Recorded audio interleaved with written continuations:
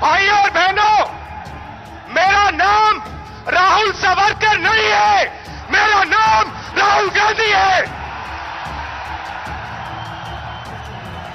मैं सच्चाई के लिए कभी माफी नहीं मांगूंगा, मर जाऊंगा मगर माफी नहीं मांगूंगा। तो दोस्तों, अगर आपको भी ऐसा लगता है कि गरीबों के मोर्चे पर मोदी सरकार विफल रही है तो आप अभी इस वीडियो को लाइक कीजिए और इस लाल बटन को दबा के इस चैनल को फ्री में सब्सक्राइब करके घंटी बजाइए और कमेंट में लिखिए जय हिंद। रुख करते हैं पहले खबर की तरफ। तेजस्वी के गांव-गांव ढोल पीटो अभियान पर सियासत तेज, जेडीयू ने कसा तंज तो आरजेडी बोली। जी हां दोस्तों, तेजस्वी यादव के गांव-गांव ढोल पीटो अभियान पर सियासत राज्य में तेज हो गई है।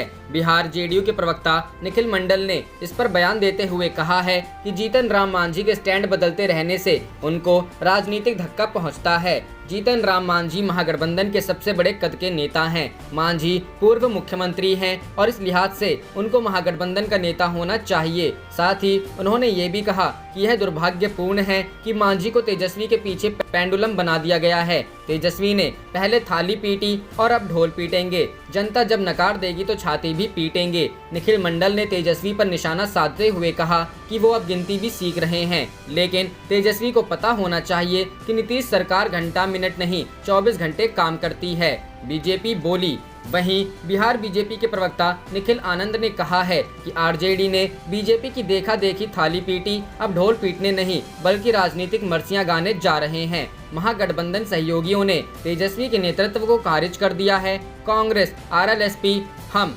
वीआईपी ने तेजस्वी की पालकी ढोने से इनकार कर दिया है। अब तेजस्वी की कवायद है कि परिवार और पार्टी में नेता बन जाएं। आरजेडी का पलटवार। वहीं आरजेडी प्रवक्ता मृत्युंजय तिवारी ने जेडीयू के बयान का पलटवार किया है। उन्होंने कहा है कि अगर 100 दिन तक घर के बाहर नहीं निकले तो अब जनता ढोल बजाएगी, नीतीश सरकार की पोल खुल जाएगी। उन्होंने कहा कि तेजस्वी यादव की अपील पर जनता आएगी और चुप नहीं बैठेगी। कांग्रेस ने भी साधा निशाना। साथ ही कांग्रेस ने भी तेजस्वी के ढोल पीटो अभियान पर बयान दिया है। कांग्रेस प्रवक्ता राजेश राठौड़ ने कहा कि सिर्फ तेजस्वी ही नहीं, जनता भी नीतीश कुमार को खोज रही है। नीतीश कुमार पहले ऐसे सीएम होंगे जो 100 दिनों से घर में हैं। नीतीश कुमार बताएं, उन्हें जनता से डर है या कोरोना से।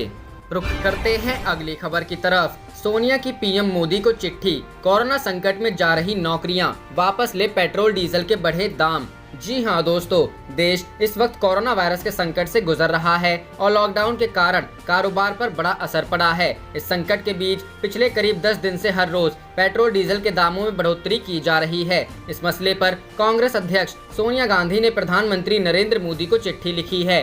सोनिया गांधी ने लिखा कि संकट के वक्त में भी आपकी सरकार लगातार दाम बढ़ा रही है और इससे सैकड़ों करोड़ रुपए कमा चुकी है। सोनिया की मांग है कि सरकार तुरंत बढ़े हुए दाम वापस ले। सोनिया गांधी ने अपनी चिट्ठी में लिखा कि सरकार ने लॉकडाउन के बीच पेट्रोल डीजल के दाम बढ़ाकर करीब 2.6 लाख करोड़ रुपए कमा लिए हैं। ऐसे वक्त में जब लोग संकट में हैं, तब इस तरह दाम बढ़ाना उन पर और भी संकट पड़ रहा है। ऐसे में सरकार का फर्ज बनता है कि लोगों के संकट को दूर करे। कांग्रेस अध्यक्ष ने लिखा कि मुझे समझ नहीं आ रहा है, जब देश में इतनी नौकरियां जा रही हैं और लोगों को जीने तक का संकट आ रहा है, तब सरकार इस तरह पैसा क्यों बढ़ा रही है। आज क्रूड ऑयल का दाम लगातार घट रहा है और सरकार ने पिछले 6 साल में लगातार दाम बढ़ाया ही है। सोनिया गांधी ने लिखा कि सरकार की ओर से पिछले 6 साल में पेट्रोल पर 258% और डीजल पर 820% एक्साइज ड्यूटी बढ़ाई है, जिससे करीब 18 लाख करोड़ रुपए कमा लिए गए हैं। सोनिया गांधी ने प्रधानमंत्री नरेंद्र मोदी से अपील की है कि वो तुरंत इन बढ़े हुए दामों को वापस ले और आम लोगों को राहत पहुंचाए। बता दें कि पिछले 10 दिनों से हर रोज देश में पेट्रोल और डीजल के दाम में बढ़ोतरी की जा रही है। मंगलवार को भी पेट्रोल में 47 पैसे और डीजल में 75 पैसे की बढ़ोतरी की गई। इसी के साथ दिल्ली में अब पेट्रोल का दाम 76.73 पैसे और डीजल का दाम 74.62 पैसे हो गई है। रुख करते हैं अगली खबर की तरफ। शिवराज दिग्विजय में बढ़ी रार, कांग्रेस नेता अब सीएम के खिलाफ दर्ज कराएंगे एफआईआर। जी हां दोस्तों, मध्य प्रदेश में कांग्रेस नेता दिग्विजय सिंह और मुख्यमंत्री शिवराज सिंह चौहान के बीच इन दिनों जबरदस्त जंग चल रही है। फर्जी वीडियो को लेकर बीते दिनों दिग्विजय सिंह पर एफआईआर हुई और अब कांग्रेस नेता पलटवार करने की तैयारी में है। राज्य के पूर्व मुख्यमंत्री दिग्विजय सिंह ने कहा है कि यह शिवराज सिंह चौहान के खिलाफ शिकायत करेंगे। ये शिकायत फर्जी वीडियो साझा करने के आरोप में ही होगी। दिग्विजय सिंह ने ट्विटर पर दावा किया कि शिवराज सिंह चौहान ने 2019 में राहुल गांधी को लेकर एक फर्जी वीडियो साझा की थी। एक मुख्यमंत्री होने के नाते वह ऐसा किस तरह कर सकते हैं। अब दिग्विजय का कहना है कि जिस थाने में मेरे खिलाफ FIR दर्ज की गई थी, मैं भी उसी थाने में जाऊंगा। दिग्विजय सिंह ने शिवराज सिंह चौहान का जो ट्वीट साझा किया, उसमें उन्होंने राहुल गांधी का एक वीडियो ट्वीट किया था। दावा था कि राहुल गांधी अपने भाषण में मध्य प्रदेश के मुख्यमंत्री कमलनाथ का नाम भूल जाते हैं, लेकिन ये वीडियो एडिट हुआ था। अब दिग्विजय इस वीडियो को लेकर शिवराज के खिलाफ FIR करने की बात कर रहे हैं। दरअसल बीते दिनों दिग्विजय सिंह ने शिवराज सिंह चौहान का एक वीडियो साझा किया था। आरोप है कि ये वीडियो फेक है। इसी मामले को लेकर दिग्विजय सिंह पर भोपाल क्राइम ब्रांच ने केस दर्ज किया था। इसको लेकर बीजेपी की ओर से शिकायत दर्ज की गई थी। इस मामले में दिग्विजय सिंह पर धारा 465, 501, 500 के तहत मामला दर्ज किया गया था। कांग्रेस नेता पर मानहानि का मामला लगाया गया है। गौरतलब है कि कांग्रेस नेता दिग्विजय सिंह लगातार सोशल मीडिया पर एक्टिव हैं और शिवराज सरकार को निशाने पर लिए हुए हैं। रुख करते हैं अगली खबर की तरफ। यूपी में कथित घोटालों को लेकर कांग्रेस ने साधा निशाना, कहा गले तक भ्रष्टाचार में डूबी सरकार। जी हां दोस्तों, उत्तर प्रदेश में कथित तौर हुए घोटालों को लेकर कांग्रेस पार्टी योगी सरकार पर हमलावर हुई है। उत्तर प्रदेश कांग्रेस कमेटी ने योगी राज को घोटालराज करार दिया है। कांग्रेस का आरोप है कि योगी सरकार में PDS घोटाला, 69,000 शिक्षक भर्ती घोटाला, PWD घोटाला, स्कूली जूता मोजा घोटाला, पंचायती राज घोटाला, DHLF घोटाला, होम गार्ड घोटाला और अब पशुपालन विभाग का घोटाला सामने आया है। योगी सरकार गले तक भ्रष्टाचार के दलदल में डूबी। उत्तर प्रदेश कांग्रेस ने बोलेगा यूपी का युवा नाम से अभियान चलाते हुए भर्तियों में हो रही गड़बड़ियों और भर्तियां लटक जाने के मामले में युवाओं का आह्वान किया। कांग्रेस का दावा है कि इस अभियान में हजारों युवाओं ने एक साथ आवाज उठाई। प्रेस वार्ता को संबोधित करते हुए प्रदेश उपाध्यक्ष पंकज मलिक ने तंज कसते हुए कहा, पहले लगता था कि दाल में कुछ काला है, लेकिन अब तो पूरी की पूरी दाल काली नजर आ रही है। सरकार गले तक भ्रष्टाचार के दलदल में डूबी हुई है। रुख करते हैं अगली खबर की तरफ। बिहार, तेजस्वी ने जारी किया पोस्टर, लिखा पूछ रहा है बिहार कहां छिपे हो नीतीश कुमार। जी हां दोस्तों, पूरे देश में इस समय अनलॉक चल रहा है और राजनीति भी इस अनलॉक में खूब हो रही है। राजनीतिक पार्टियां वर्चुअल रैली, वर्चुअल सम्मेलन और वर्चुअल संवाद कर रही है। वहीं इस दौरान बिहार में पोस्टर वार भी खूब चल रहा है। इसी क्रम में तेजस्वी यादव ने सोमवार को दूसरी बार RJD के प्रदेश कार्यालय के बाहर पोस्टर खुद से जारी किया है। बिहार के मुख्यमंत्री गायब क्यों हैं? RJD के इस पोस्टर में लिखा है बिहार के मुख्यमंत्री गायब क्यों हैं। साथ ही 90 दिन के मिनट, सेकंड और घंटों को दर्शाया गया है और स्लोगन दिया गया है कि पूछ रहा है बिहार कहां छिपे हो नीतीश कुमार। वहीं तेजस्वी ने कहा कि 100 दिन अब होने वाले हैं, नीतीश कुमार घर से बाहर नहीं निकल रहे हैं। 9 दिन बाद उन्हें CM हाउस से ही निकले। 100 दिन पूरे हो जाएंगे तो RJD राज्य भर में ढोल पीटेगी कि नीतीश कुमार बाहर निकले। भगवान भरोसे है जनता। तेजस्वी ने कहा कि पोस्टर को पूरे बिहार में लगाया जाएगा क्योंकि नीतीश कुमार CM हाउस से नहीं निकल रहे हैं। कोरोना को लेकर लगातार वृद्धि हो रही है और इस पर सरकार का ध्यान नहीं है। सरकार का ध्यान पूरी तरह से चुनाव पर है और जनता भगवान के भरोसे है। बिहार में सबसे धीमा जांच। RJD नेता ने कहा कि 90 दिन होने जाने हैं। 90 दिन हो जाने के बाद भी मुख्यमंत्री अपने चारदीवारी से बाहर नहीं निकले। सबसे धीमी गति से जिस जांच राज्य में हो रहा है वह बिहार प्रदेश है। मुख्यमंत्री बताएं कि तथाकथित कागज पर स्क्रीनिंग किया है क्या? तेजस्वी ने कहा कि सरकार दावा करती है कि 30 लाख से अधिक मजदूर दूसरे प्रदेश से आए हैं, क्या उनकी जांच हुई है? इसका जवाब मुख्यमंत्री क्यों नहीं दे रहे हैं? मुख्यमंत्री को जाकर व्यवस्था देखना चाहिए। यहाँ काफी लचर व्यवस्था है और वेंटिलेटर तक नहीं है। जो सरकार में निकम्मे हैं वह कुर्सी छोड़े। उन्होंने कहा कि दूसरे प्रदेशों के मुख्यमंत्री बाहर निकल रहे हैं, लेकिन नीतीश कुमार नहीं निकल रहे हैं क्योंकि मुख्यमंत्री डरे हुए हैं। सरकार को टेस्टिंग बढ़ाना चाहिए। तेजस्वी ने कहा जो सरकार में निकम्मे हैं वह कुर्सी छोड़े। नीतीश जी सलाह मान लिए होते तो इतनी महामारी नहीं होती। वहीं समय पर चुनाव को लेकर तेजस्वी ने कहा कि चुनाव आयोग को सर्वदलीय बैठक बुलाना चाहिए और सरकार को स्थिति स्पष्ट करना चाहिए। रुख करते हैं अगली खबर की तरफ। बिहार, तेजस्वी के बाद लालू यादव ने CM नीतीश पर साधा निशाना, ट्वीट कर कहा कुछ ऐसा, जी हां दोस्तों, बिहार में जैसे जैसे विधानसभा चुनाव नजदीक आता जा रहा है, वैसे वैसे राजनीतिक हमलों की बौछार हो रही है।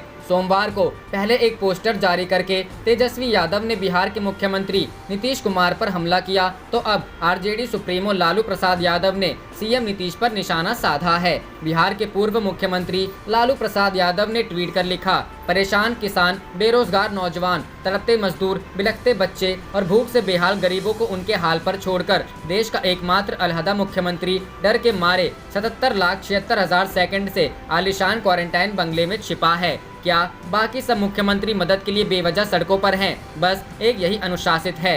रुख करते हैं अगली खबर की तरफ। मध्य प्रदेश में उपचुनाव को लेकर सियासत तेज। कांग्रेस ने कमलनाथ सरकार गिराने वाले सिंधिया समेत 22 विधायकों को भेजी चूड़ियां। जी हां दोस्तों, मध्य प्रदेश में 24 सीटों पर होने वाले उपचुनाव की भले ही अभी तारीखें घोषित न हुई हो, लेकिन चुनाव की सरगर्मी दिनों दिन जोर पकड़ रही है। कांग्रेस ने 15 जून यानी सोमवार से लोकतंत्र बचाओ अभियान की शुरुआत की है, जिसके तहत कमलनाथ की चलती हुई सरकार को गिराने वाले दिग्गज नेता ज्योतिरादित्य सिंधिया और उनके सहयोगी 22 पूर्व विधायकों को चूड़ियां भेजी गई हैं। कांग्रेस के प्रदेश सचिव राकेश सिंह यादव ने बताया कि कमलनाथ सरकार गिराने वाले 22 पूर्व विधायकों को सबक सिखाने के लिए लोकतंत्र बचाओ अभियान की शुरुआत इंदौर से की गई है, जिसमें कई गांधीवादी विचारक, 25 से 30 सामाजिक संस्थाएं और 40 से 50 खेल संगठन शामिल हैं। ये सभी लोग उपचुनाव वाली विधानसभा सीटों का दौरा करेंगे और लोगों को बताएंगे कि बीजेपी में शामिल इन 22 पूर्व विधायकों ने किस तरह लोकतंत्र के मंदिर को कलंकित करने का काम किया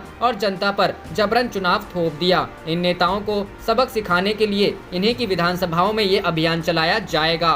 रुख करते हैं अगली खबर की तरफ। पेट्रोल डीजल की बढ़ती कीमतों पर राहुल गांधी ने कसा तंज, कहा ये तो उपहार है। जी हां दोस्तों, कोरोना संकट के बीच देश में बढ़ते पेट्रोल और डीजल के दामों पर कांग्रेस सांसद और पूर्व अध्यक्ष राहुल गांधी ने केंद्र सरकार पर निशाना साधा है। राहुल गांधी ने ट्वीट किया, पूंजीपतियों से मध्य वर्ग और गरीबों को ये उपहार मिला है। इसके साथ ही राहुल गांधी ने अपने ट्वीट में एक फोटो को भी शेयर किया है। इसमें कांग्रेस और बीजेपी सरकार के बीच पेट्रोल और डीजल के दामों में कितना फर्क आया है, इसका पूरा डेटा दिखाया गया है। राहुल गांधी के पोस्ट के अनुसार 16 मई 2014 में क्रूड ऑयल की कीमत $107.9 थी, लेकिन 15 जून 2020 को क्रूड ऑयल की कीमत $40.66 थी, यानी कि 6 सालों में क्रूड ऑयल की कीमतों में $66.43 की गिरावट दर्ज की गई है। रुख करते हैं अगली खबर की तरफ। सीएम योगी पर अखिलेश यादव का बड़ा हमला, कहा यूपी की बेहतरी के लिए छोड़े कुर्सी।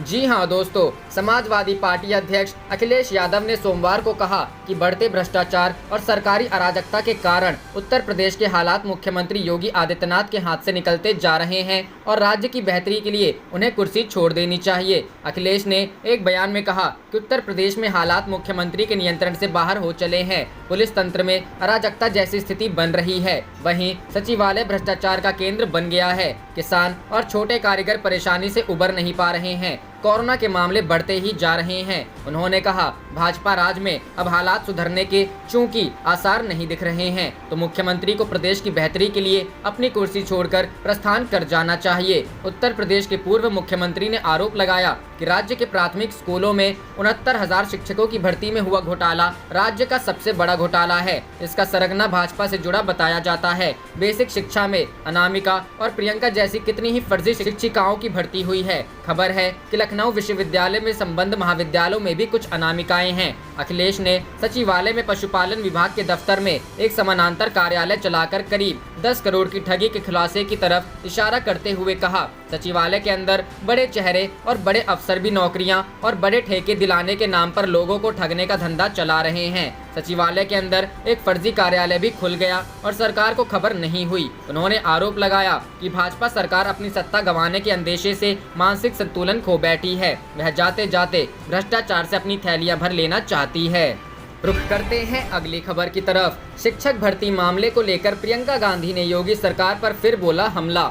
जी हां दोस्तों, उत्तर प्रदेश में शिक्षक भर्ती विभाग में कथित फर्जीवाड़े को लेकर कांग्रेस की महासचिव प्रियंका गांधी वाड्रा लगातार योगी सरकार पर हमला बोल रही हैं। इस बार उन्होंने उत्तर प्रदेश सरकार पर निशाना साधते हुए कहा कि यूपी में भर्तियों के तंत्र में भारी भ्रष्टाचार है। आगरा विश्वविद्यालय की फर्जी डिग्रियों पर बने शिक्षक सरकार ने अब कार्यवाही कर 1701 को निकाला। प्रियंका गांधी ने ट्वीट कर कहा, यूपी में भर्तियों के तंत्र में भारी भ्रष्टाचार है। धांधली, गलत नियमों, सामाजिक न्याय में कटौती व भर्ती माफियाओं के चलते भर्तियां रद्द हो जाती हैं या कोर्ट में लटक जाती हैं। अब युवाओं ने ठाना है वे चुप नहीं बैठेंगे, वे भर्ती व्यवस्था में बदलाव करके दम लेंगे। कांग्रेस महासचिव ने अपने ट्वीट के साथ एक हैशटैग भी डाला है जिसमें लिखा है, बोलेगा यूपी का युवा। शिक्षा विभाग में हो रहे फर्जीवाड़े पर भड़की प्रियंका गांधी, योगी सरकार पर दागे सवाल। प्रियंका ने यूपी सरकार पर साधा निशाना। इससे पहले कांग्रेस नेता प्रियंका गांधी वाड्रा ने योगी सरकार पर निशाना साधते हुए कहा था